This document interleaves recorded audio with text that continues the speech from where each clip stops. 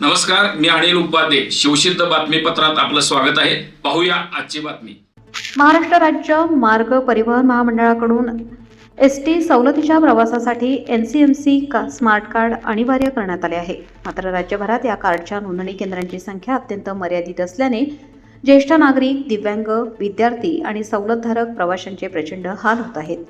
ही अडचण लक्षात घेऊन प्रमुख शहरे, ग्रामीण भाग, मोठ्या गावांमध्ये स्मार्ट कार्ड नोंदणी केंद्रांची संख्या वाढवावी, तसेच विशेष शिबिरांचे आयोजन करून तिथेच कार्ड वितरण करावे अशी मागणी महिमानगड तालुका माण इथल्या अमोल महादेव एकळे यांनी केली आहे.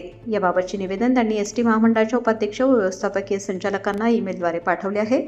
एसटी महामंडळाच्या सवलतीचा लाभ घेण्यासाठी प्रवाशांना नजीकच्या मुख्य आगारात किंवा तालुका जिल्हा मुख्यालयाच्या बसस्थानकावर जावे लागते. मात्र नोंदणी केंद्रांची संख्या कमी असल्याने या ठिकाणी प्रवाशांची रोड गर्दी होत आहे. अनेक तास रांगेत उभे राहूनही स्मार्ट कार्ड न काढताच प्रवाशांना रिकाम्या हाताने परत फिरावे लागत आहे. यामुळे ग्रामीण भागातील प्रवासी, ज्येष्ठ नागरिक आणि विद्यार्थ्यांचा पैसा, वेळ व श्रम वाया जात आहेत. या सर्व गंभीर बाबींकडे लक्ष वेधत अमोल एकळे यांनी ग्रामीण व शहरी भागात नोंदणी केंद्रे तात्काळ वाढवण्याची विनंती केली आहे.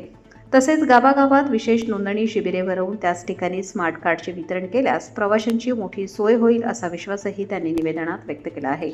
एसटी महामंडळाच्या वतीने जी स्मार्ट कार्ड योजना सुरू केलेली आहे, त्या स्मार्ट कार्ड योजनेची केंद्राची संख्या आहे ती फार कमी आहे. त्यामुळं ज्येष्ठ नागरिक, दिव्यांग, महिला जे सवलतीला पात्र आहेत त्यांची फार मोठ्या प्रमाणावर गैरसोय होते. कारण दिवस दिवस उभं राहूनसुद्धा त्यांना कार्ड काढण्यासाठी गेलं असता पुन्हा मागं परतावं लागते गर्दीमुळे. त्यामुळं या केंद्राची संख्या वाढवावी अशी मागणी आम्ही महाराष्ट्र राज्य मार्ग परिवहन महामंडळाचे उपाध्यक्ष तथा व्यवस्थापकीय संचालक डॉक्टर महादेव कुशेकर यांच्याकडे केलेली आहे.